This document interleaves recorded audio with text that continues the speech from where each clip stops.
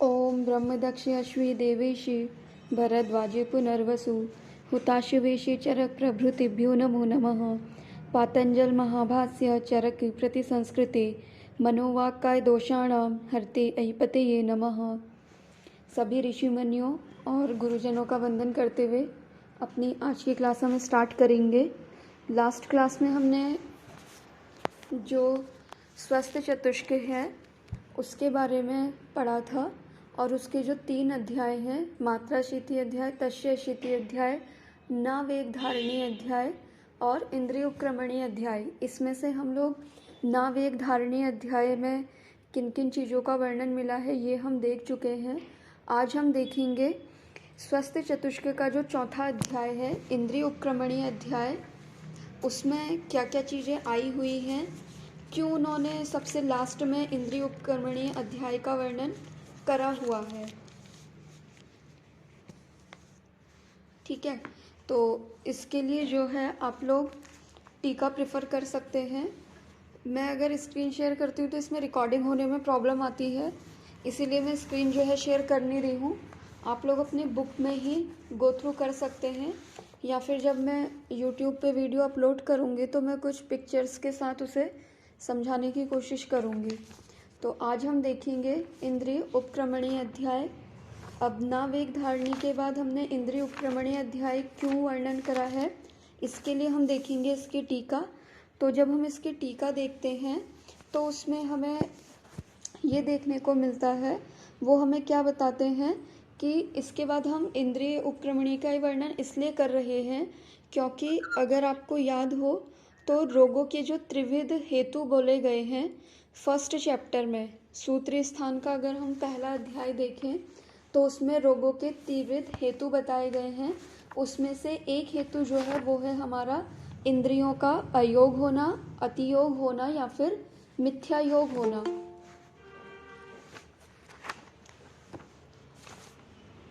ठीक है, तो क्या है कि इंद्रियों का अयोग, अतियोग और मिथ्या योग ये भी क्या होता है, व्याधियों का कारण होता है। एक तो कारण है इंद्रिय उपक्रमणी अध्याय को यहाँ पे वर्णन करने का स्वस्थ चतुष्क में। दूसरा कारण क्या है कि जो स्वस्थ चतुष्क में जो हमने बेसिक चीज़ें पढ़ी, जैसे आहार की मात्रा हो गया, अधारणी वेग हो गए, धारणी वेग हो गए, सद्वृत हो गए, ये जितनी भी हमारी एक्टिविटीज़ हैं वो किसके ऊपर डिपेंड करती है, हमारी इंद्रियों के ऊपर। ठीक है, अब देखिए अगर कोई व्यक्ति मात्रावत आहार ले रहा है तो वो अपनी इंद्रियों के ही कंट्रोल में होकर के ले रहा है उसे। ठीक है, मतलब अगर किसी की इंद्रियां कंट्रोल में नहीं हैं तो वो क्या करेगा, ओवर ईटिंग करेगा। ठीक है, अगर उसकी इंद्रियां ही उसके कंट्रोल में नहीं हैं तो वो क्या करेगा, सद्वित का पालन नहीं करेगा। ठीक है, अधारणीय वेग जो कि रोगों का कारण बताए गए हैं उनका वो धारण करेगा। ठीक है, जो धारणीय वेग हैं जैसे काम, क्रोध, लोभ, मोह, उनको वो क्या करेगा, जिनका धारण नहीं करना चाहिए उनको वो धारण करेगा। ठीक है, तो इसीलिए क्या करा है आचार्यों ने, इंद्रियों के बारे में हमें पूरी जानकारी देने के लिए इंद्रिय उपक्रमणी अध्याय का वर्णन करा हुआ है। ठीक है, अब इंद्रियों का वर्णन वो हमारे लिए इसलिए कर रहे हैं क्योंकि जो इससे पहले के चैप्टर्स हमने जो पढ़े हैं, जो जो टॉपिक्स हमने कवर करे हैं, वो सब क्या है, हमारी इंद्रियों के ही ऊपर डिपेंड करते हैं। ठीक है, और दूसरा कारण क्या है कि किसी भी व्यक्ति के रोगी होने में इंद्रियों का अयोग, अतियोग और मिथ्या योग ये भी जो है मेजर रोल प्ले करता है। इसीलिए हमने यहाँ पे स्वस्थ चतुष्क में इंद्रियों का वर्णन करा हुआ है। अब ये तो बात हुई कि हमने चौथे चैप्टर में इंद्रिय उपक्रमणी अध्याय क्यों रखा स्वस्थ चतुष्क के। अब हम ये देखेंगे कि इस इंद्रिय उपक्रमणी अध्याय में हमें क्या क्या चीज़ें देखने को मिलती हैं। ठीक है, तो सबसे पहले तो इसमें क्या है कि इंद्रियों के 5 जो इंद्रियां हैं हमारी, उन इंद्रियों के बारे में बताया गया है, उन इंद्रियों के द्रव्य बताए गए हैं, उन इंद्रियों के अधिष्ठान बताए गए हैं, उनके अर्थ, उनकी बुद्धि, इस तरीके से पंचक का वर्णन जो है हमें इस इंद्रिय उपक्रमणी अध्याय में करा गया है। ठीक है, आप में से जो लोग जो है पीजी के लिए प्रिपेयर कर रहे हैं या फिर किसी अदर कॉम्पिटिटिव एग्ज़ाम के लिए तैयारी कर रहे हैं तो उनके लिए भी ये क्या है कि एक कभी कभी ये क्वेश्चन पूछ लिया जाता है कि पंचक का वर्णन जो है वो चरक में कौन से अध्याय में आया हुआ है। ठीक है, फिर इसके बाद हमने इसमें वर्णन किया हुआ है मन का। ठीक है, आपको पता है कि आयुर्वेद जो है वो सिर्फ शरीर की चिकित्सा तो नहीं करता है, वो मन की भी चिकित्सा करता है। और आयुर्वेद के अकॉर्डिंग जो एक हेल्दी पर्सन की जो डेफिनेशन दी है उसमें भी उन्होंने क्या बोला है, प्रसन्न आत्म इंद्रिय मना। ठीक है, यानी कि क्या है कि जब तक आपको मन के बारे में पता नहीं होगा, मन के गुण नहीं पता होंगे, मन के क्या कर्म हैं, ठीक है, मन के विषय क्या हैं, तो तब तक आप उसका प्रैक्टिकली यूज़ कैसे कर पाओगे चिकित्सा में। ठीक है, तो इसीलिए यहाँ पे इन्होंने क्या करा है, मन का वर्णन करा हुआ है। यहाँ पे हमें ये बताया है उन्होंने कि मन जो है वो एक है, अनेक नहीं है। ठीक है, यहाँ पे संभाषा टाइप की भी हुई है, वो हम देखेंगे बाद में। 5 ज्ञानेंद्रियों का वर्णन यहाँ पे करा हुआ है उन्होंने, जैसे चक्षु इंद्री है, श्रोत इंद्री है, घ्राण इंद्री है, रसन इंद्री और स्पर्शन इंद्री। ठीक है, चक्षु इंद्री का काम क्या होता है, देखना। ठीक है, श्रोत इंद्री का काम क्या होता है, सुनना। घ्राण इंद्री का काम क्या होता है, सूंघना। रसन इंद्री का काम क्या है, टेस्ट का जो हम फील करते हैं। फिर आता है स्पर्शन इंद्री। स्पर्शन इंद्री का क्या काम है, टच को एक तरीके से ग्रैस्प करना। अब देखिए स्पर्श इंद्री जो है उसका हमारी चिकित्सा में बहुत महत्व है। क्यों महत्व है, क्योंकि हम अपनी चिकित्सा में क्या करते हैं, अभ्यंग एज अ ट्रीटमेंट हम यूज़ करते हैं, जो हम लेप यूज़ करते हैं, वही परिमार्जन जो हमारी चिकित्सा रहती है वो टोटल हमारी स्पर्शन इंद्रिय के ऊपर ही रहेगी एक तरीके से। ठीक है, फिर ये है कि ये 5 इंद्रियां कैसे बनी हुई हैं ये बताया हुआ है। जैसे कि जो हमारे श्रोत इंद्रिय है उसमें आकाश महाभूत की प्रधानता है। इसी तरीके से डिफरेंट इंद्रियों के इन्होंने पंचभौतिक संगठन का वर्णन भी इस अध्याय में करा हुआ है। ठीक है, फिर उसके बाद इन्होंने हमें बताया है कि जो ज्ञानेंद्रियां हैं हमारी 5 ज्ञानेंद्रियां, इनके अधिष्ठान क्या है। ठीक है, तो जो हम बोलते हैं ना कि 2 आँख, 2 कान, 1 नाक, 1 हमारी जीवा और हमारी ये त्वचा, ये हम क्या बोल देते हैं कि ये ज्ञानेंद्रियां हैं, 5 ज्ञानेंद्रियां हैं। तो ये 5 ज्ञानेंद्रियां नहीं हैं, ये उन 5 ज्ञानेंद्रियों के अधिष्ठान हैं। ठीक है, जैसे कि 2 आँखें हो गई, वो क्या है कि हमारी चक्षु इंद्रिय का अधिष्ठान है। जो हमारी नाक है वो है हमारी घ्राण इंद्रिय का अधिष्ठान। जो हमारे कान है वो है हमारी श्रोत इंद्रिय का अधिष्ठान। ठीक है, इसी तरीके से बाकी भी हैं। फिर इसके बाद इन्होंने इन इंद्रियों के विषय बता दिए हैं कि ये इनका विषय क्या क्या है। जैसे कि त्वचा इंद्रिय का, स्पर्शन इंद्रिय का जो वो है विषय है वो क्या है, स्पर्श है। चक्षु इंद्रिय का जो है वो रूप है।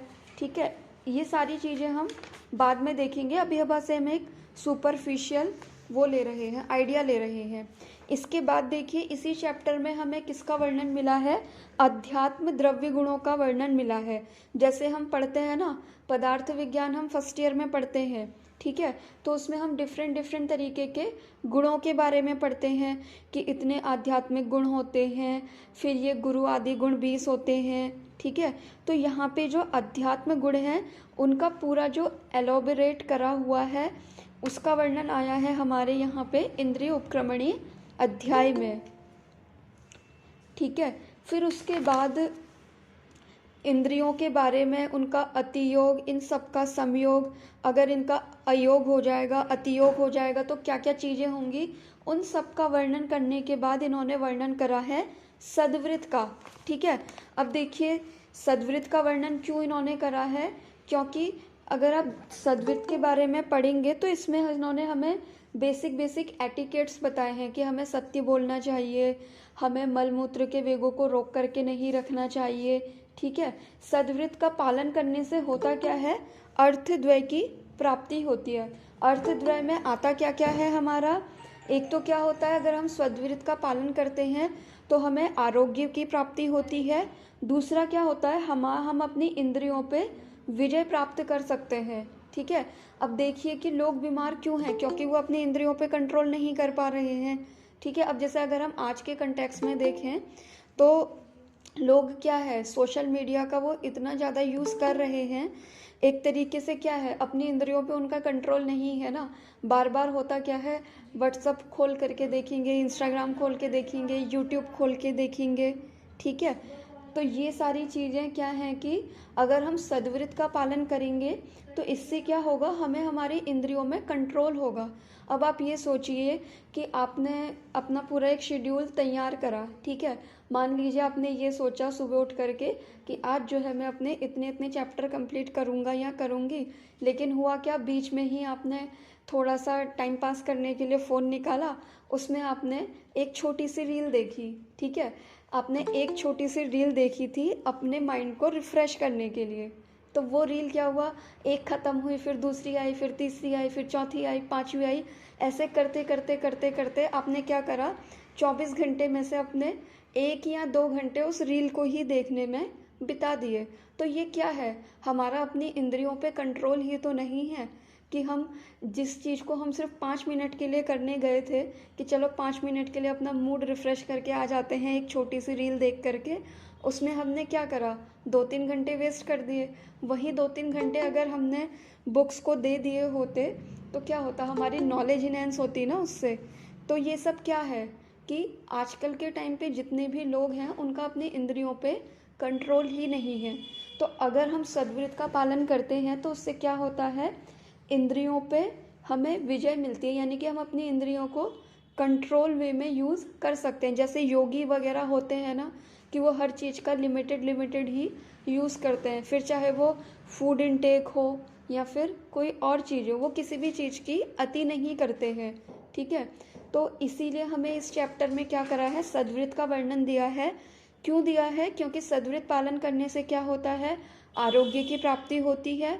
दूसरा, स्वस्थ रहने के लिए जो इंद्रियों को कंट्रोल में होना चाहिए उसको भी कंट्रोल में रखता है हमारा सद्वृत्त, ठीक है। जैसे मान लीजिए आपके पास कोई पेशेंट आता है और उसको जो है बहुत ज़्यादा नाइट फॉल होता है, ठीक है, नाइट फॉल होता है या फिर उसे कोई सेक्सुअल प्रॉब्लम है और उसकी हैबिट क्या है कि वो बहुत ज़्यादा पोर्नोग्राफी देखता है, ठीक है, पॉर्न देखता है, ऐसी ही मतलब ऐसी चीज़ें देखता है जिससे कि वो उसमें सेक्सुअली एक्साइटमेंट उसमें डेवलप होती है और उसकी वजह से उसको बार बार क्या होता है, नाइट फॉल होता है, ठीक है। तो आपको क्या करना है, उसका एक तो पहले उसकी काउंसलिंग करनी है, उसे समझाना है कि अगर वो इन चीज़ों को करेगा तो उसकी बॉडी पे कितना नेगेटिव इफ़ेक्ट पड़ेगा, कि अगर उसने इस तरीके से अपनी शुक्र धातु को वेस्ट करा, ठीक है। फिर उसको आपको क्या करना है, ट्रीटमेंट तो देना ही है, उसकी हिस्ट्री के अकॉर्डिंग उसके हेतु देखते हुए ट्रीटमेंट तो उसे देना ही है, लेकिन साथ में क्या करना है, उसको बोलना है कि वो अपनी इंद्रियों पे क्या करे, कंट्रोल रखे। जैसे बहुत से बॉयज़ में क्या होती है, मास्टरबेट करने की हैबिट होती है, वो वीक में 5 से 6 बार कर रहे होते हैं मास्टरबेट। तो वो क्या है, एक तरीके से उनका अपनी इंद्रियों पे कंट्रोल नहीं है, ठीक है। पॉर्न वगैरह वो देख रहे हैं और फिर एक्साइटमेंट में आकर के वो अपनी शुक्र धातु का क्षय कर रहे हैं। तो हमें क्या करना है, ट्रीटमेंट हमें उन्हें पूरा देना है मेडिसिन वाला, लेकिन साथ में क्या करना है, सद्वृत्त फॉलो करने के लिए भी हमें उन्हें बताना है, ठीक है। और वो हम कब बता पाएंगे, जब हमने खुद सद्वृत्त के बारे में पढ़ा होगा और खुद हमने सद्वृत्त की कुछ छोटी छोटी चीज़ें जो हैं फॉलो करी होंगी, ठीक है। क्योंकि क्या है कि पेशेंट आपके पास आएगा, बोलेगा नहीं कि मैं तो ये नहीं कर सकता, ठीक है। तो अगर आपने खुद से उस चीज़ को फॉलो करा होगा तो आपको पता रहेगा कि हाँ, कि सद्वृत्त स्टार्टिंग में फॉलो करने में कितनी प्रॉब्लम आती है। जैसे सद्वृत्त में ही उन्होंने एक चीज़ क्या बोली है कि हमें झूठ नहीं बोलना चाहिए, ठीक है। अब हम में से कितने लोग हैं कि जो हमेशा सत्य ही बोलते हैं, कभी ना कभी तो हम लोग झूठ बोलते ही हैं ना। और सबसे ज़्यादा झूठ तो हम अपनी कॉलेज लाइफ में ही बोलते हैं, जब हम कॉलेज में लेट एंट्री कर रहे होते हैं या हमने कोई प्रोजेक्ट अपना पूरा नहीं करा होता है, ठीक है। तो ये बेसिक सी चीज़ें हैं जो कि हमें पता होनी चाहिए और हमें खुद से भी फॉलो करने की कोशिश करनी चाहिए, ठीक है। जब हम खुद से इन चीज़ों को फॉलो करेंगे तभी हम दूसरे पेशेंट को भी बता सकते हैं कि हाँ, कि तुम्हें थोड़ी बहुत डिफ़िकल्टी होगी, लेकिन जब तुम इन चीज़ों को फॉलो करोगे तो तुम्हें खुद ही अच्छा लगने लगेगा, ठीक है। और क्या तुम्हें दिक्कतें आ रही हैं वो भी जब आपके साथ शेयर करेगा वो, तो आप उसको पकड़ पाएंगे कि वो झूठ बोल रहा है कि सही बोल रहा है। ठीक है, तो इस तरीके से इन्होंने क्या करा है, इंद्रिय उपक्रमणीय अध्याय में हमारी सभी इंद्रियों के बारे में बताते हुए सद्वृत्त का वर्णन करते हुए इन्होंने इस चैप्टर को यहाँ पे ख़त्म करा है। ठीक है, अब ये बात हुई हमारे स्वस्थ चतुष्क की। ठीक है, अब हम पढ़ेंगे अपना तीसरा चतुष्क यानी कि निर्देश चतुष्क। ठीक है, अभी तक हमने भेषज चतुष्क के बारे में पढ़ा है सुपरफिशियली, स्वस्थ चतुष्क के बारे में पढ़ा है। तीसरा हमारा चतुष्क है निर्देश चतुष्क। ठीक है, इसके लिए भी जो है आप लोग इसकी टीका ही प्रेफर कीजिएगा। ठीक है, तो अगर जब हम इसकी टीका देखते हैं तो टीका में उन्होंने हमें क्या बताया हुआ है, अगर आप लोगों में से किसी के पास है टीका अभी पास में तो वो अपनी टीका भी गो थ्रू कर सकता है। सबसे पहले तो हमें ये देखना है कि निर्देश चतुष्क में हमारे कौन कौन से अध्याय आते हैं। ठीक है, तो उससे होगा क्या, एक तो हमें जो हम कॉम्पिटिटिव एग्ज़ाम की अगर हम तैयारी कर रहे हैं तो वो उसमें कभी कभी पूछा जाता है, तो एक वो हमारे माइंड में सेट हो जाएगा कि हाँ, कि निर्देश चतुष्क में खुंडाक चतुष्पाद आता है, महाचतुष्पाद आता है, वात कला कली अध्याय आता है और त्रिएषणी अध्याय आता है। ठीक है, तो अब देखिए ये तो हुई निर्देश चतुष्क में कौन कौन से चैप्टर आते हैं। अब बात करते हैं कि स्वस्थ चतुष्क के बाद निर्देश चतुष्क का वर्णन उन्होंने क्यों करा है। ठीक है, तो इसके लिए देखिए वो क्या बोलते हैं कि स्वस्थ चतुष्क अनंतरम स्वस्थ आतुरयो उभयो अपि हितत्वेन निर्देश चतुष्को अभिधीयते। यानी कि क्या कह रहे हैं, स्वस्थ चतुष्क के बाद अब हम क्या कर रहे हैं, निर्देश चतुष्क का वर्णन कर रहे हैं। और ये जो निर्देश चतुष्क है वो क्या है, स्वस्थ व्यक्ति के लिए और आतुर व्यक्ति। ठीक है, यानी कि स्वस्थ व्यक्ति के लिए भी और आतुर व्यक्ति के लिए भी जो हितकर है उन चीज़ों का निर्देश करने के लिए हम क्या कर रहे हैं, निर्देश चतुष्क का वर्णन कर रहे हैं। ठीक है, अब देखिए अगर आपको याद होगा चरक के अकॉर्डिंग आयुर्वेद का जो प्रयोजन है वो क्या है, स्वस्थस्य स्वास्थ्य रक्षणम आतुरस्य विकार प्रशमनम। ठीक है, तो उन्होंने क्या करा, सूत्री स्थान का जो पहला चतुष्क था यानी कि भेषज चतुष्क, उसमें उन्होंने क्या करा कि जो आतुरस्य विकार प्रशमनम है उसको फुलफिल करने के लिए, ठीक है, उस प्रयोजन की सिद्धि के लिए उन्होंने क्या करा, भेषज चतुष्क में हमें डिफरेंट तरीके की भेषजों का वर्णन करा। ठीक है, फिर उसके बाद उन्होंने क्या करा, जो इसका पहला प्रयोजन है स्वस्थस्य स्वास्थ्य रक्षणम, उसको फुलफिल करने के लिए इन्होंने क्या करा, यानी कि उसके पहला जो प्रयोजन है स्वस्थस्य स्वास्थ्य रक्षणम, उसको फलीभूत करने के लिए इन्होंने स्वस्थ चतुष्क का वर्णन करा। अब क्या कह रहे हैं, स्वस्थ और आतुर, ठीक है, दोनों के लिए ही क्या कर रहे हैं, जो हितकर है उसका वर्णन करने के लिए ये निर्देश चतुष्क का वर्णन कर रहे हैं।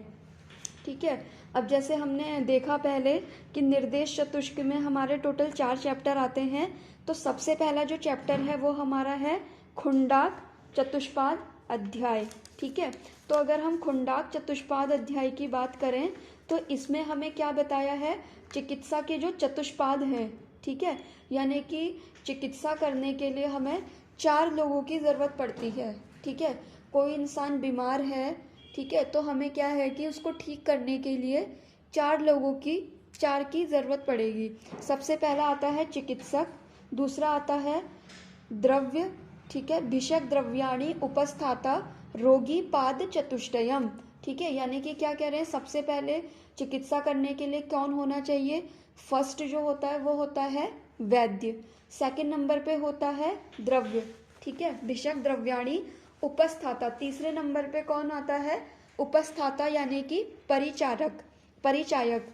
ठीक है, फिर फोर्थ होता है हमारा रोगी। ठीक है, मतलब कि किसी भी डिजीज़ को ठीक करने में जो मेजर रोल होता है वो होता है चिकित्सक का, दूसरे नंबर पे होता है हम जो मेडिसिन देते हैं उसका, तीसरे नंबर पे होता है परिचारक का और चौथे नंबर पे आता है हमारा रोगी। ठीक है, देखो सबसे पहले जो है वैद्य को इतनी इम्पोर्टेंस क्यों दी गई है, इसलिए दी गई है क्योंकि रोगी जो है चिकित्सक के पास आएगा। अगर चिकित्सक जो है क्वालिफाई नहीं है या फिर उसने संहिताओं का अध्ययन नहीं करा है या अपने शास्त्रों का अध्ययन नहीं करा है, तो पेशेंट उसके सामने आएगा, पेशेंट बोलेगा मुझे ये दिक्कत होती है, ये प्रॉब्लम होती है, अपनी रिपोर्ट्स दिखा देगा। लेकिन अगर चिकित्सक ने क्या करा है कि अपनी स्टडी पूरी नहीं करी है, अपने शास्त्रों का अध्ययन नहीं करा है, तो वो क्या है कि रोगी का एक तो सही डायग्नोसिस नहीं बना पाएगा, ठीक है, सही डायग्नोसिस नहीं बना पाएगा तो सही मेडिसिन नहीं देगा, ठीक है, सही मेडिसिन उसने नहीं दी तो भले ही परिचारक उसे कितने ही प्रॉपरली खिलाते रहे, कोई रिजल्ट नहीं मिलेगा। इसीलिए हमने चिकित्सक को नंबर 1 पे रखा है, क्योंकि द्रव्य भी जो सेलेक्ट करेगा, ठीक है, कि हाँ ये डिजीज़ मुझे लग रही है तो इसके लिए मैं ये द्रव्य दूंगा, वो भी कौन डिसाइड करेगा? हमारा भिषक करेगा, ठीक है, यानी कि चिकित्सक करेगा। अब कोई मेडिसिन ठीक है नहीं है, उसकी क्वालिटी अच्छी है नहीं है, ये भी कौन डिसाइड करता है? भिषक, ठीक है। तो ये इसीलिए भिषक को उन्होंने प्रायोरिटी पे रखा हुआ है, ठीक है। तो चिकित्सा के चतुष्पादों का वर्णन करने के बाद इन्होंने क्या करा है, खुंडाक चतुष्पाद अध्याय में प्राणाभिसर वैद्य जो होता है उसके गुण बताए हैं, ठीक है। अब देखिए, आपने संहिता पढ़ी होगी पहले, तो आपने देखा होगा कि चरक ने क्या करा है कि हर जगह हमें कुछ वैद्यों के बारे में बताया, जैसे छद्मचर वैद्य बताए हैं, ठीक है, प्राणाभिसर वैद्य बताया है, राजवैद्य के लक्षण बताए हैं। तो वो क्या कर रहे हैं, डिफरेंट डिफरेंट जगहों पे हमें वैद्यों के बारे में बता करके हमें एक तरीके से गाइड कर रहे हैं कि आपको कैसा वैद्य बनना है। आपको छद्मचर वैद्य नहीं बनना है, आपको क्या करना है, एक अच्छा वैद्य बनना है, ठीक है। और एक अच्छे वैद्य हम कब बन पाएंगे, जब हमें पता होगा कि उसकी क्वालिटीज़ क्या होती हैं, कैसे वो लोगों को ट्रीट करता है, ठीक है। छद्मचर वैद्य के लिए बोला है ना कि वो अपने भांडे बर्तन लेकर के चले जाता है और रोगियों को ढूंढते रहता है गांव गांव में जा कर के कि कोई उससे चिकित्सा करा ले, किसी को वो फ्री में भी चिकित्सा दे देता है, ठीक है। तो ये सब चीज़ें हमें पता होनी चाहिए। अब देखिए, ये अभी हमने क्या पढ़ा था कि निर्देश चतुष्क जो है वो स्वस्थ व्यक्ति और आतुर व्यक्ति दोनों के लिए ही इम्पॉर्टेंट है, ठीक है। अब देखिए, जो आतुर है यानी कि जो रोगी व्यक्ति है, अगर उसे डॉक्टर की पहचान नहीं होगी कि कौन सा डॉक्टर अच्छा है कौन सा बुरा है, तो वो क्या करेगा, किसी बुरे डॉक्टर के पास जा करके अपना ट्रीटमेंट करा लेगा। बुरे डॉक्टर से मेरा मतलब जो है ऐसे डॉक्टर से है जिनके पास कोई डिग्री नहीं होती है, जो किसी डॉक्टर के अंडर सीख करके खुद को ही डॉक्टर समझ करके 1-2 दवाइयाँ दे देते हैं पेशेंट को और पेशेंट को और ज़्यादा बीमार कर देते हैं, ठीक है।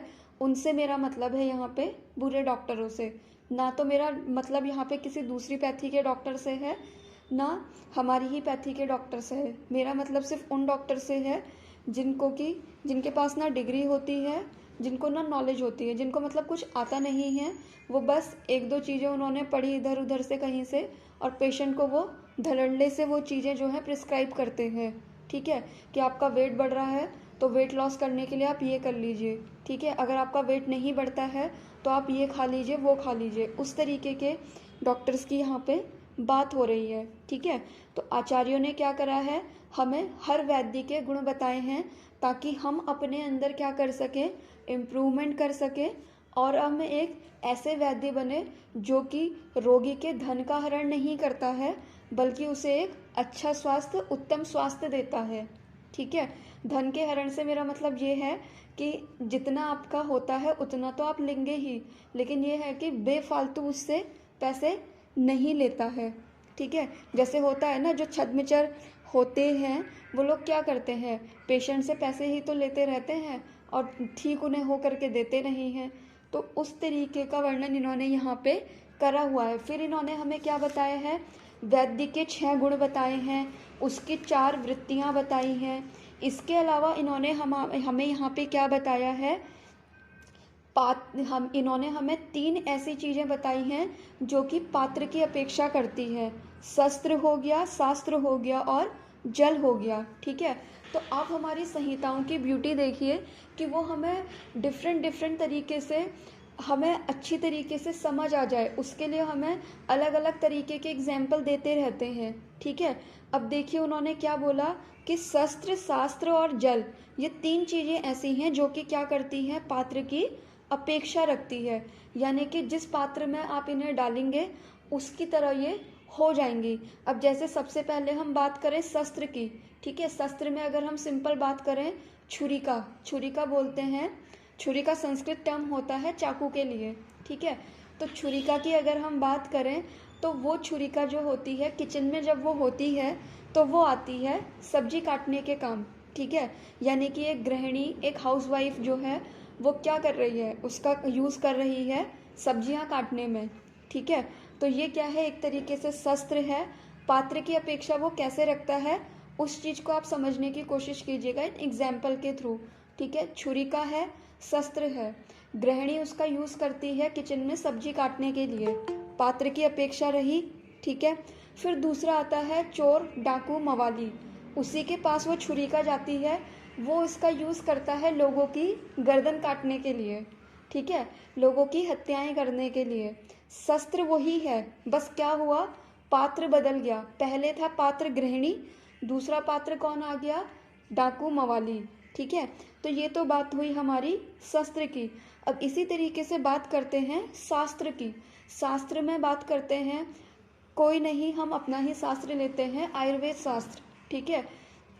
हम लोग क्या करते हैं, हम देखते हैं कि आयुर्वेद में बहुत अच्छे अच्छे वैद्य भी हैं और कुछ ऐसे भी हैं जो आयुर्वेद पढ़ चुके होते हैं, BMS की डिग्री वो ले चुके होते हैं और उसके बाद भी वो क्या कर रहे होते हैं, अपनी पैथी से प्रैक्टिस ना करके दूसरी पैथी से प्रैक्टिस कर रहे होते हैं। और उनके लॉजिक्स होते क्या हैं कि आयुर्वेद में इसका वर्णन नहीं है, आयुर्वेद में उस चीज़ का वर्णन नहीं है, ठीक है। एक्चुअल में होता क्या है कि जो व्यक्ति कर रहा है पूरी तरीके से आयुर्वेद, उस वैद्य ने भी यही आयुर्वेद शास्त्र पढ़ा है, और जो एलोपैथ कर रहा है पूरी तरीके से उसने भी यही शास्त्र पढ़ा है। तो बात किसकी हुई कि शास्त्र भी क्या है, पात्र की अपेक्षा रख रहा है।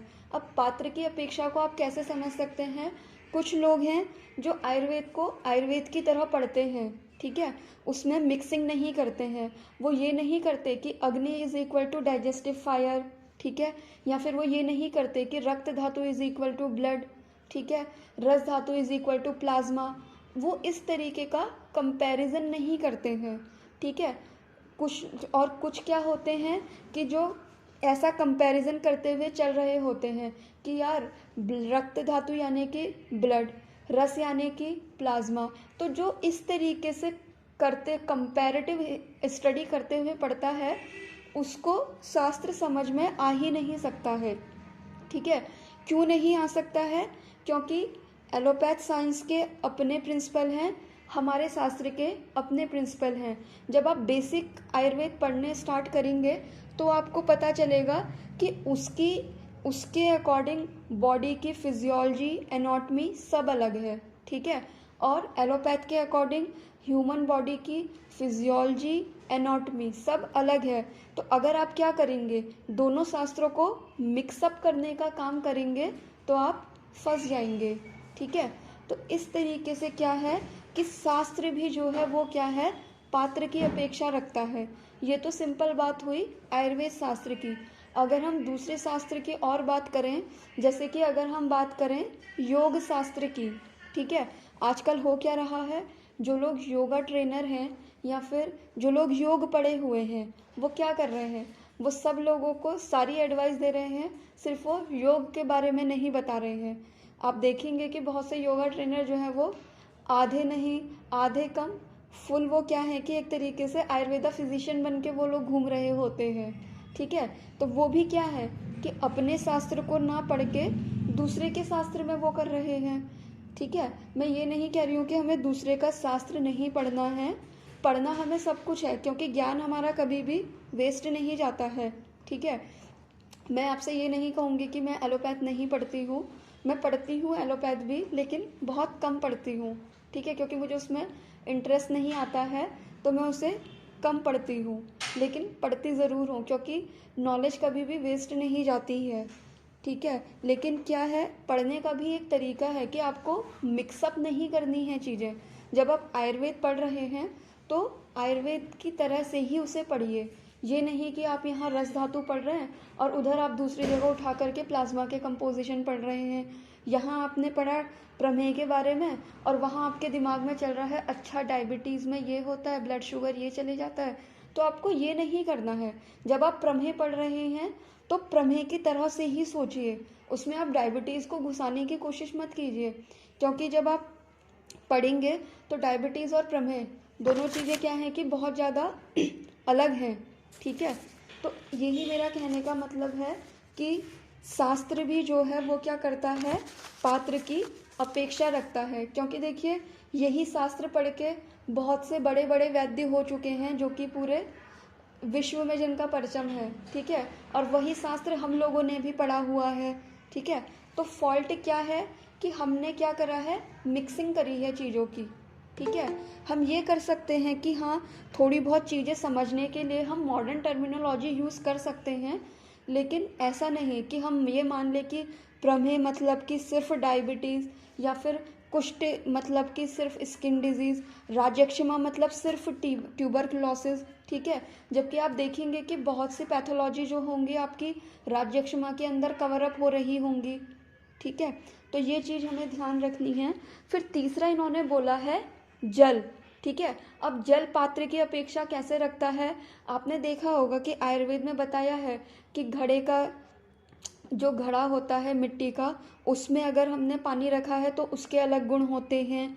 ठीक है, अगर हम किसी कॉपर वेसल में पानी रख रहे हैं उसके अलग गुण होंगे, एल्यूमिनियम के हम किसी गिलास में रख रहे हैं उसके अलग गुण होंगे। ठीक है, स्टील के गिलास में अगर हम रख रहे हैं उसके अलग गुण होंगे, बोतल में हम रख रहे हैं उसके अलग गुण होंगे। तो इस तरीके से ये तीन चीज़ें जो हैं, शस्त्र, शास्त्र और जल, ये तीनों ही क्या करती हैं, हमारे पात्र की अपेक्षा रखती हैं। ठीक है, इसका वर्णन करने के बाद उन्होंने क्या करा है, इन सब चीज़ों का वर्णन करते हुए लास्ट में उन्होंने क्या बताया है, परीक्षा की नहीं, शस्त्र, शास्त्र, इन सब का ही वर्णन करके उन्होंने इस चैप्टर को यहाँ पे उन्होंने ख़त्म कर दिया है। ठीक है, फिर इसके बाद आता है निर्देश चतुष्क का दूसरा अध्याय, महाचतुष्पाद अध्याय। ठीक है, तो क्या हुआ, महाचतुष्पाद अध्याय जो है वो एक तरीके से क्या है, जो पुनर्वसु आत्रेय हैं वो क्या कर रहे हैं, अग्निवेश को एक तरीके से उपदेश ही दे रहे हैं ना। तो क्या करा कि उन्होंने, पुनर्वसु आत्रेय ने अग्निवेश को उपदेश दिया कि देखो कि ऐसे ऐसे चिकित्सा के ये चतुष्पाद होते हैं, शस्त्र, शास्त्र और जल, ये पात्र की अपेक्षा रखता है। ठीक है, तो उसके बाद क्या हुआ, जो पुनर्वसु आत्रेय थे, पुनर्वसु आत्रेय ने उनको उपदेश दिया, तो फिर क्या हुआ कि जो अग्निवेश थे उनके मन में क्या हुआ, कुछ शंका आई। ठीक है, जैसे कि उनके मन में कुछ क्या हुआ, डाउट्स आए। तो उन्होंने क्या करा कि इन चतुष्पाद से रिलेटेड उनके मन में जितने भी कन्फ्यूज़न थे, जिनके जितने भी डाउट्स थे, उनको क्लैरिफिकेशन करा है इस महाचतुष्पाद अध्याय में। ठीक है, फिर उसके बाद क्या करा है, चतुष्पाद संबंधी जितनी भी उनकी शंका है अग्निवेश की, उसका निराकरण करने के बाद पुनर्वसु आत्रेय ने क्या करा है कि साध्यता असाध्यता, ठीक है, कौन सा रोग साध्य है, कौन सा याप्य है, कौन सा कृच्छ साध्य है, कौन सा सुख साध्य है, ठीक है, इनका वर्णन करा है इसके, ये हमारे महाचतुष्पाद अध्याय में। ठीक है, तो इस तरीके से महाचतुष्पाद अध्याय में उन्होंने क्या करा, एक तो जो चिकित्सा चतुष्पाद हैं उससे रिलेटेड जो भी डाउट्स थे उनको क्लियर करा है। उसके बाद उन्होंने साध्य असाध्य रोगों के बारे में बताया है। ठीक है, कि कौन से रोगों को हम मानेंगे कि हाँ कि ये साध्य हैं, ये असाध्य हैं, ये याप्य है। ठीक है, क्योंकि आचार्यों ने क्या है कि सभी व्याधियों का वर्णन तो नहीं करा है, लेकिन उन्होंने क्या करा है कि बेसिक प्रिंसिपल्स हमें बता दिए हैं, जिससे कि हम पता कर सकते हैं कौन सी व्याधि जो है साध्य है, कौन सी कृच्छ साध्य है, कौन सी याप्य है, कौन सी प्रत्याख्येय है, ये सारी चीज़ें।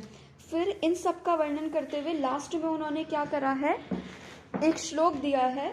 वो श्लोक कुछ ऐसा है, भिषजा प्राक परीक्षम एवं विकाराणाम स्वलक्षणम पश्चात कर्म सम आरंभ कार्य साध्येषु धीमता। यानी कि क्या कह रहे हैं, इस श्लोक कोटेशन के माध्यम से वो ये बताना चाह रहे हैं कि जो एक बुद्धिमान वैद्य है, ठीक है, उसको क्या करना चाहिए किसी भी रोग की चिकित्सा आरंभ करने से पहले क्या करना है, रोग की परीक्षा कर लेनी चाहिए। ठीक है, जैसे आपने ये वाली कोटेशन भी पढ़ी होगी, रोगम आदौ परीक्षेत। ठीक है, कि हमें क्या करना है, पहले रोग की परीक्षा करनी है, रोगी की परीक्षा करनी है, फिर उसके बाद ही उसे क्या करना है, चिकित्सा कर्म अपना स्टार्ट करना है। ये नहीं कि पेशेंट हमारी ओपीडी में आया, उसने अपने सिम्टम्स बताए और हमने उसको ट्रीटमेंट देना स्टार्ट कर दिया। ठीक है, हमें ऐसा नहीं करना है। हमें त्रिविध त्रिसूत्र आयुर्वेद का प्रयोग करके उसकी पूरी संप्राप्ति बनानी है, उसके हेतु क्या हैं, क्या हेतु से रिलेटेड उसे लक्षण मिल रहे हैं, फिर कौन से दोषों के उसके लक्षण मिल रहे हैं। इन सब चीज़ों को देखते हुए उसकी व्याधि जो है वो साध्य है, असाध्य है, कृच्छ साध्य है, याप्य है, इन सब का डिसीजन करने के बाद ही चिकित्सा कर्म अभ्यास स्टार्ट करना चाहिए। ठीक है, इसका एग्जाम्पल देखिए, हम इस तरीके से समझ सकते हैं, जैसे कि सिंपल आपने देखा होगा कि आयुर्वेद वाले डॉक्टर के पास क्या होता है, जोड़ों से रिलेटेड पेशेंट आते ही आते हैं। ठीक है, अब जोड़ों के दर्द में बहुत सारी चीज़ें होती हैं, सबसे जो मेन कारण रहता है वो रहता है आमवात, संधिवात। ठीक है, तो हमें क्या करना है, पेशेंट हमारे पास आता है, सालों सालों से वो स्टेरॉइड ले रहा होता है, ठीक है, पेन किलर्स वो ले रहा होता है, और हम लोग के पास आकर के क्या बोलता है कि मुझे कितने दिन में आराम मिल जाएगा। ठीक है, कि ये पूरी तरीके से ठीक हो जाएगा क्या। ठीक है, तो आपको क्या करना है, अगर आपने शास्त्र पढ़ा होगा तो आप पेशेंट को क्या कर सकते हैं, ठीक तरीके से गाइड कर सकते हैं। ठीक है, मान लीजिए हमने आम बात में क्या पढ़ा है कि अगर वो प्रवृद्ध हो जाता है तो वो असाध्य की कैटेगरी में चले जाता है। ठीक है, तो हमें क्या, और पेशेंट हमारे पास होते क्या हैं कि असाध्य वाली कंडीशन में ही आते हैं वो। ठीक है, ऐसा तो होता नहीं कि उन्हें स्टार्टिंग हुआ आम बात की और वो हमारे पास आ गए। पहले तो वो क्या करते हैं, पहले तो वो दूसरे डॉक्टर्स को दिखाते हैं, फिर घूम फिर करके आते हैं वो हमारे पास। तो यानी कि पेशेंट जब हमारे पास आता है आम बात का, तो वो स्टार्टिंग स्टेज में ना आकर के प्रवृद्ध आम बात की स्टेज में आता है।